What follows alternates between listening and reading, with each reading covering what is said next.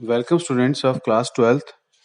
In macroeconomics, the chapter is measurement of national income and the topic is value added method of calculation of national income.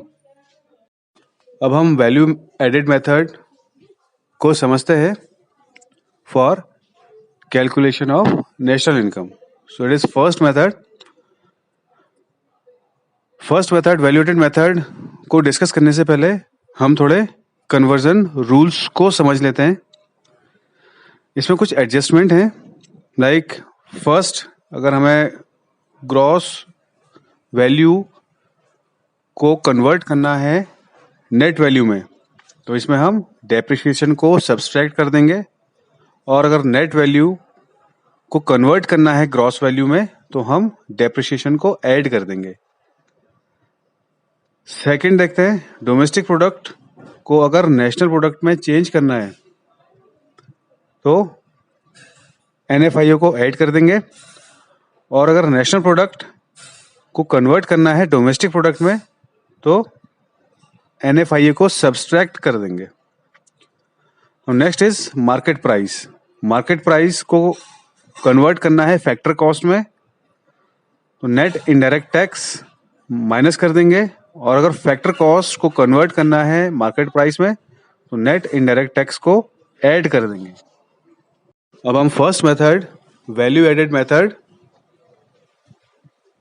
को discuss करते हैं for measurement of national income.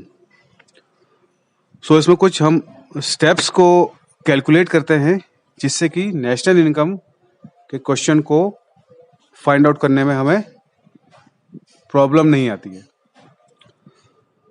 So firstly हम primary sector, secondary sector और tertiary sector में जो भी production है उसको हम ऐड करते हैं. इसमें लिखा है gross value added at market price of primary, secondary and tertiary sector. Value added that means जो भी प्रोडक्शन हुआ है हम उसको ऐड करते हैं. और प्राइमरी सेक्टर वो सेक्टर होता है जिसमें कि रॉ मटेरियल्स का प्रोडक्शन होता है या जो हमें नेचर से एज इट इज फाउंड होते हैं, like minerals, ores, agriculture products and so on.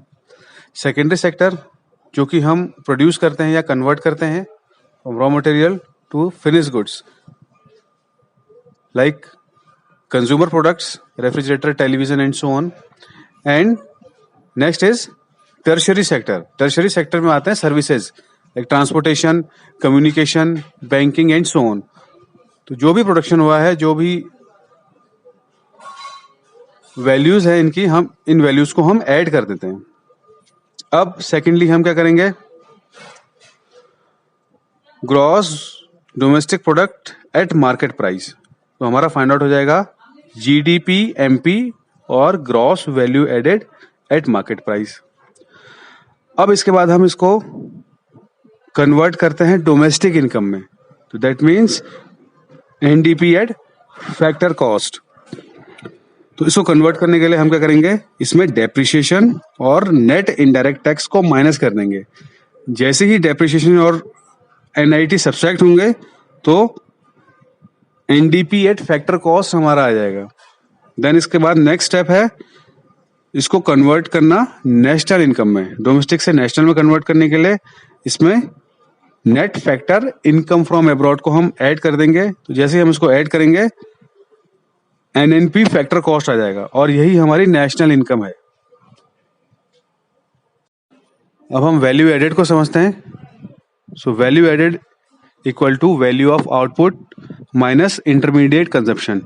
Value of output means जो भी प्रोडक्शन हुआ है वैल्यू ऑफ आउटपुट कहलाता है, और इंटरमीडिएट कंजप्शन को हम बोलते हैं रॉ मटेरियल्स. तो अगर हम कोई भी कुछ भी प्रोडक्शन करें तो उसमें रॉ मटेरियल को हम यूज करते हैं, और अगर हम रॉ मटेरियल को भी ऐड कर देंगे तो दैट मीन्स हमारे जो नेशनल इनकम का कैलकुलेशन है वो डबल काउंटिंग हो जाएगी. अब हम समझते हैं वैल्यू एडेड और value of output. So value added क्या चीज है, value added sales that means sales भी है तो वैल्यू में ऐड हो जाएगी, plus production for self consumption, और अगर प्रोड्यूसर ने सेल्फ कंजप्शन के लिए भी कोई चीज प्रोड्यूस की है तो वो भी ऐड हो जाएगी, और प्लस चेंज इन स्टॉक्स, और अगर स्टॉक में कुछ चेंज आया है तो वो भी ऐड हो जाएगा। अब सेल्स क्या चीज है, सेल्स को हम समझते हैं, sales is equal to domestic sales plus exports. तो जो भी डोमेस्टिक प्रोडक्शन हुआ है, जितना भी कंट्री के अंदर प्रोडक्शन हुआ है, और प्रोडक्शन को अगर हमने एक्सपोर्ट किया है किसी दूसरी कंट्री को, हमने अगर उसको भेजा है तो वो भी सेल्स में ऐड हो जाएगा। Now intermediate consumption. अब intermediate consumption domestic purchases plus imports. अब इंटरमीडिएट कंजप्शन की बात आई है तो दैट मीन्स डोमेस्टिक परचेज। अब domestic purchase that means raw material को हमने परचेज करा हुआ है, तभी हम अपने फिनिश गुड्स तक का पहुंचे हैं। एंड प्लस इंपोर्ट्स हमने जो भी रॉ मटेरियल इंपोर्ट किया है तो वो भी इसमें ऐड हो जाएगा। तो ये दोनों मिलकर के इंटरमीडिएट कंजप्शन कहलाएंगे। अब इसमें कुछ प्रिकॉशंस हैं जो हमें थोड़ा ध्यान में रखना पड़ता है अगर हम नेशनल इनकम के क्वेश्चन को सॉल्व कर रहे हैं। तो first is intermediate goods are not to be included in the national income. Intermediate goods को हमने इंक्लूड नहीं करा है for the calculation of national income. अगर हम इनको इंक्लूड करेंगे तो डबल काउंटिंग हो जाएगी। Sale and purchase of second hand goods is not included. अगर कोई सेकेंड हैंड गुड है तो हम उसके अगर सेल कर रहे हैं या उसको परचेज कर रहे हैं तो उसकी वैल्यू को भी ऐड नहीं करेंगे। Production of goods for self consumption will be included. अगर कोई प्रोड्यूसर सेल्फ कंजप्शन के लिए प्रोड्यूस कर रहा है तो उसकी वैल्यू को भी ऐड करा जाएगा। Imputed value of owner occupied houses should be included. Imputed value means अगर कोई प्रोड्यूसर है, उसने अपने घर में ही प्रोडक्शन स्टार्ट किया है या उसका पर्सनल यूज के लिए कोई प्रोडक्शन कर रहा है तो उसको भी ऐड करा जाएगा, उसका रेंट भी ऐड करा जाएगा। Change in stock of goods will be included. अगर स्टॉक्स में चेंज हो रहा है तो उन दोनों का डिफरेंस को भी हम ऐड करेंगे, उसको भी काउंट किया जाएगा।